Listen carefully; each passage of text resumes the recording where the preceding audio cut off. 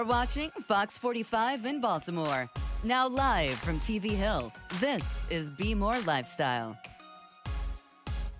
Hey, what's up, Baltimore? It's B Lady T, and this is Bmore Lifestyle, live from Studio B at Fox Baltimore. All right, so today I have meteorologist Justin Chambers here with us, along with our very own Tara Reeves, and of course, my girl Angie Barnett from the Better Business Bureau. Good morning, everybody. Morning. Good morning. All right, let me tell you right now. In today's episode of Fake News at the Olympic Games, the beds are meant to be anti-sex. They're made out of cardboard, yes, but apparently they're meant to break at any sudden movements. It's fake. Fake news.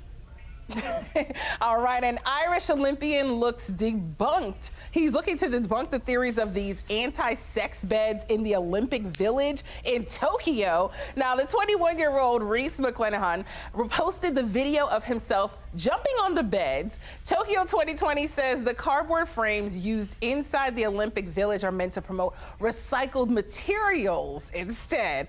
Now, look, I mean, they really think those kind of beds are going to stop anybody from doing a little dirt? Like, I mean, a little cardboard never hurt nobody. What they talking about? I just know in 9 months there's going to be a couple of babies coming out that Olympic Village named Tokyo, okay? What do y'all think about this? You know what? I'm gonna toss it over to my main man, JC, first. What do you think about this? Hoping you weren't gonna come to me first, but that's okay. Yes. We'll roll with it. No, you know, it's interesting. I mean, you know, they've got to get some sleep. They have to get some rest and relaxation. And you know, sometimes if they have to get some stress relief, then you know, people do what they have to do. And That's another way of relaxation, huh? Sentient adults, you know, you do what you have to do. And if it's cardboard, it's cardboard. I mean, if it's cardboard, it's do. If it's gonna get done, it's gotta get done, yeah. Right? Okay.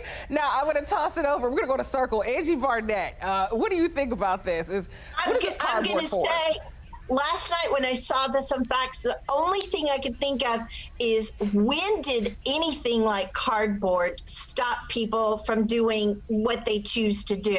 Right. So I don't see any way that that's going to solve any problem. And but I love the way the guy was jumping on the bed too. I thought that was so cute. Like just to demonstrate how terrible this is. Yeah. Tara, I don't see you jumping on cardboard beds lately, but can you tell me what you think about this? So it's interesting because I've always heard that activity actually helps you perform better in athletics, like she the said next it's so day. professional. So that maybe activity. That activity, yes, that activity can help your performance later. So maybe they were trying to say you're all at peak performance, so they were trying not to enhance anyone's abilities. I don't know. But obviously it's debunked, so maybe they are going to be performing better. Who knows? Right, they're not X-Men. You're Olympians. Stop playing, okay? It's always all about the performance, isn't it? Right, it's all about the performance. It's always about the performance. Let's move on before we get an FCC violation. I can't with y'all. Okay, up next, let me tell you, dictionary.com added some new words this year. There are now 300 new words and definitions, including yeet, which is an exclamation of enthusiasm, zaddy, which means an attractive man who is also very stylish, long hauler, a person who goes through a long period of considerable effort or difficulty, oof, an exclamation used to sympathize with someone else's pain, and a snack, meaning sexy or physically attractive. Okay, where's bussin'? My little cousins keep using this word bussin'. They're when I cook or when I do something, they're just like, oh yeah, that's bussin'. My little cousins keep saying it, and it's just like, where y'all getting these words from? So what do y'all think about these new words? You got yeet, you got long hauler, you got all these good things. Better Business Bureau, are you using yeet anytime today, Angie? Well, no, first I loved reading the words because it made sure that I was trying to figure out how many of them did I know and was I familiar with. Second, let me say, y'all made the list, and being from the South, nothing made me happier than to go, I'm real, I'm speaking a real language now, that y'all's included. But on a serious side, just the side note, that so many of the words included are derived from the pandemic, including pandemic being number one. A very sobering moment when you look at and think about how our vocabulary has expanded. But y'all, hooray! She said y'all. Okay. I thought she meant like y'all from Soulja Boy. JC, any of these words striking you? Well, I just want to know if am I a Zandy snack or? No. Zaddy. It's Zaddy. You gotta roll it. You gotta. Tara, I need your help pronouncing Tara. It's Zaddy, right? Say it, girl. It's Zaddy. Yeah. Zaddy. That's how it is. So, now you feel like you are a Zaddy now. Okay. Trying to be like Star. No. Look, I second Angie's thought on the y'all thing because I lived in Tennessee for 3 years, and I love saying y'all. I still say it now, and people, and now it's like an actual official word. It's not just you all; it's actually saying a y'all, and I say y'all all the time. So I think y'all are great. I think y'all are great. Okay. Well, now we want you all to tell it which word is your favorite: yeet, zaddy, oof, or snack. That's a Cardi B word. She uses that a lot. Vote now on our website, foxbaltimore.com/vote. And when you get to the website, make sure you click on that lifestyle tab. You can also vote on our Fox 45 News app. At the end of the show, we're going to see what everybody thinks. Actor and rapper Biz Markie passes away in Baltimore. Ahead and spilling the tea, what we're learning about his death. And find your dream home. Next, what buyers and sellers should expect in this market.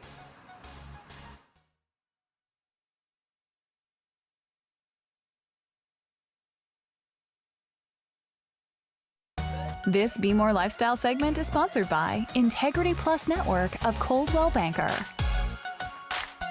Integrity Plus Network of Coldwell Banker is one of the area's premier residential and commercial real estate firms. So joining us now is Tony Zoud and Erica Terry. So welcome to Bmore Lifestyle. So talk to us about what sellers should consider or expect in today's market. I think the biggest thing right now is with it being a hot seller's market is they don't want to take it for granted. We have a lot of sellers right now, and even agents who are trying to take some shortcuts. You know, they're not using professional photography.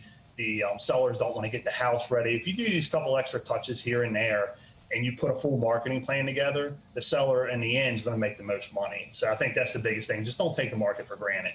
And we make sure that we walk through the house with the seller, make sure that there's no detail that, you know, we didn't catch before, make sure that it's show ready. So talk to us about how you guys set yourself apart from other realtors. Well, Tony and I have been working together about 16 years, and we put together this company. We absolutely love what we do, and you can see it with every single day. We definitely found our calling. We also have about 10 agents that if we're not available, they definitely are there to help as well. And we make sure we're very well educated in the negotiation process, which is very important in this market right now. Yeah, for sure. So we know that there are a whole lot of pieces to buying a house, right? Tony, can you talk to us about the most important points in a contract when it comes to negotiation? Yeah, absolutely. So typically you got 3 points in a contract you're going to negotiate. The initial offer, when that comes in, and that all goes back to the marketing, right? You don't want to leave any stone unturned, because if we can bring multiple offers in, that leaves our seller in a position of strength throughout the transaction. And then the second part is the home inspection. That's going to be another time that we could possibly be negotiating. And you want to make sure you have an agent that understands the difference between what's cosmetic and what's structural, and can explain that to the buyer to help keep the deal together and ultimately save you, the seller, money, so you're not paying for things that you really shouldn't have to fix. And then the final one's the appraisal. So the appraisal process, what we do is we put an appraisal package together to help the appraiser do his job, make it a little bit easier on him. And basically, a lot of people don't realize if the appraisal does come in low, you can negotiate that. We could go back to the buyer, because if we have multiple offers, you have people backing it up, and ask the buyer to make up that difference. Or you can challenge the actual appraisal.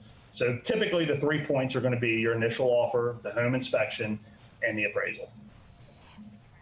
Okay, so talk to us about some things that we're seeing specifically about in contracts in this market. Main things we're seeing, you're seeing a lot of multiple offers in this situation. People are waiving a lot of contingency, so you got to be careful on that if you're on the buyer side. The seller side, it's great, but the buyer side's a little risky. So that's really the main things we're seeing, is the multiple offers, escalating price, and the waiver of contingencies. Okay. Different types of home inspections as well. You know, you could do an as-is home inspection. It's important to have a home inspection, but people are waiving them in this market. Okay, great advice. All the information on where our viewers can find you there, and it will also be on our website. Thank you both for joining us. Thank you. Baked beans don't have to be basic. Still ahead, how you can jazz up this classic summer side dish. And Britney Spears' family life is getting a bit more complicated. Next, the rift between she and her sister.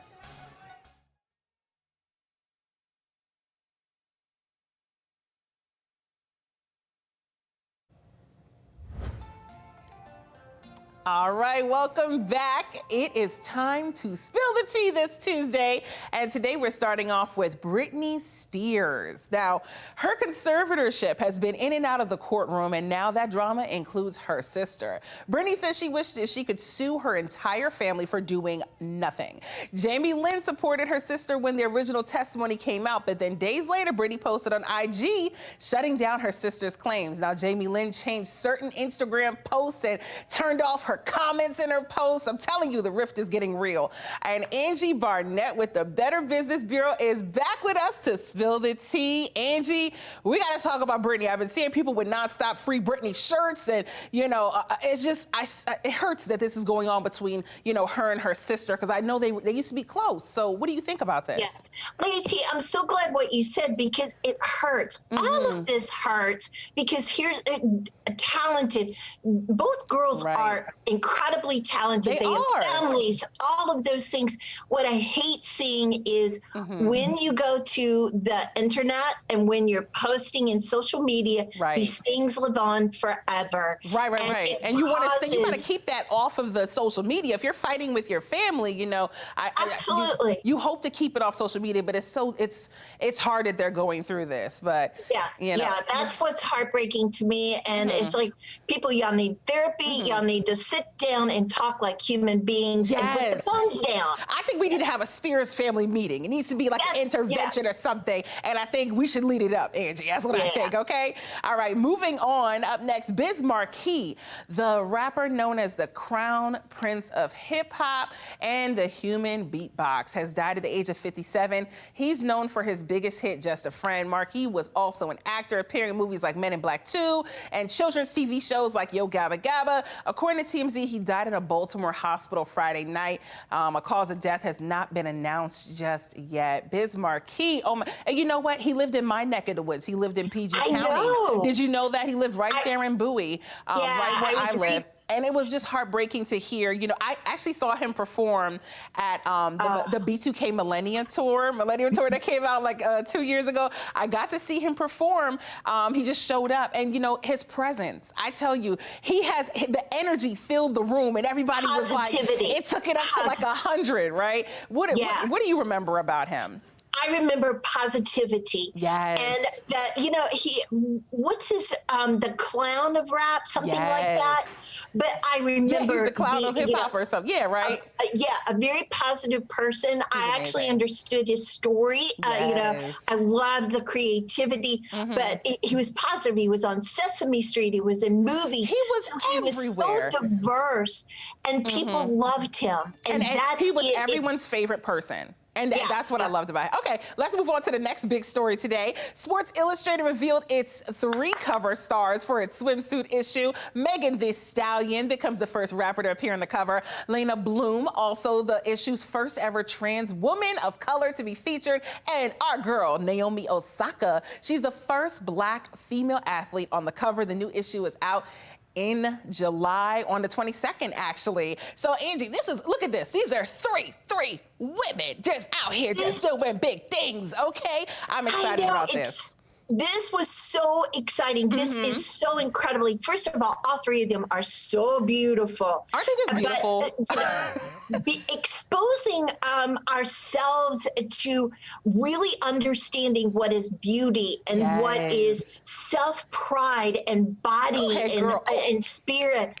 You were a vibe. You are a whole vibe, girl. I'm telling you, I thought this is one of the biggest moments where we're stepping away from the stereotype of what it is to be healthy. And this is, to me, exciting news. Yes, this is the biggest news ever. And they all look so beautiful on the front cover, and they all represent something individually. And that's what I love about all 3 of them. So congrats to them. And thank you so much for joining me. Now, Thanks for having me. Angie, you and everyone else, y'all keep on sipping on all that tea. All right, now on to your best weather in America. It's not a full moon, but it's pretty close. Meteorologist Justin Chambers is sharing a close-up picture with us. Yeah, it's National Moon Day, so kind of a cool shot here. This is actually from Arkansas, and you can see this shot of the moon kind of close up, zoomed in, if you will. And the good news about the moon is we are not going to see much of the moon in August when the Perseid meteor showers are expected to be at their peak. So with a waning crescent moon, we'll actually be able to see a lot more of those meteor showers. Love talking about stuff in the sky. Temperatures staying warm for us today. We will track a few storms rolling in on Wednesday as we get into the afternoon, and we'll actually see a bit cooler conditions by Thursday. Muggy meter for today. Our dew point temps are staying mainly in the 60s, so still a bit sticky out there, but overall not too bad. Pilots, a good day to fly for sure. We're talking VFR conditions all day, visual flight rules, so everything looking good at this time. And temperatures in the upper 80s typically this time of year. A lot of us will be into the lower 90s for Westminster and Bel Air to Cockeysville, 93 in Baltimore City, 92 in Columbia, and 89 your high in Annapolis. And you can see those temps up and down the East Coast in the lower 90s from New York City down through Philly and Baltimore down to D.C. all the way into Richmond, Virginia, 90 in Cumberland, Western Maryland for today. Temperature tracker looks like this, low to mid 90s, above average temps for the next few days. A little bit of a dip here into Thursday and Friday with those numbers coming back down right as we approach the weekend. This is a look at our future scan. Staying mainly dry on Tuesday afternoon. Here comes that cold front coming in on Wednesday. That's going to bring us a better chance of at least a couple of pop-up thunderstorms. The wind is going to pick up Wednesday afternoon as well, and then drier air is filtering in back behind that, and slightly cooler temperatures as we head into Thursday and Friday as well. So your exclusive 10-day forecast looks like this. Low to mid 90s Tuesday and Wednesday. Back to the upper 80s Thursday and Friday with overnight lows into the 60s. And as we head toward the weekend, not looking too bad, but again, better chance for some storms coming in on Sunday afternoon.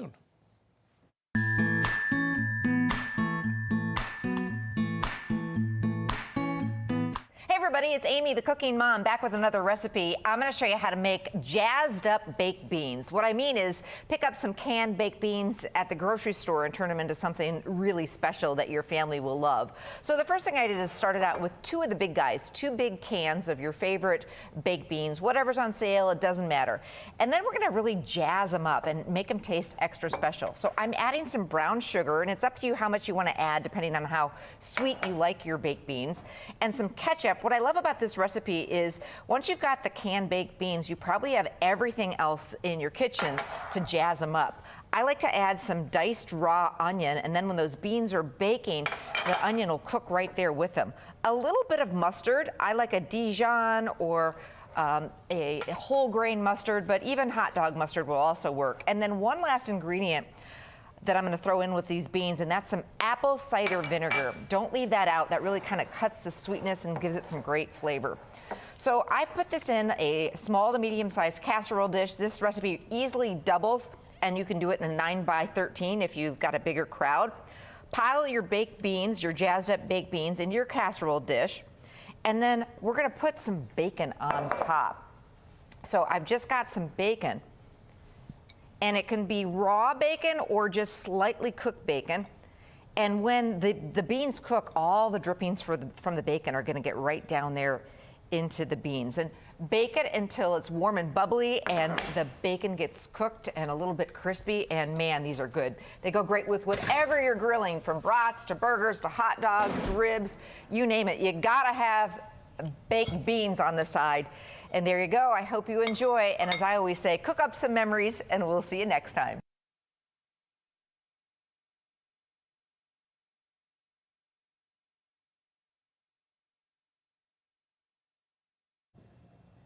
All right, welcome back. And we wanted you to tell it. Which word is your favorite? Here are the results. 37% said, oof, okay. Well, thank you, Baltimore, for inviting us into your home. We'll see you guys tomorrow. I'm going to yeet out of here.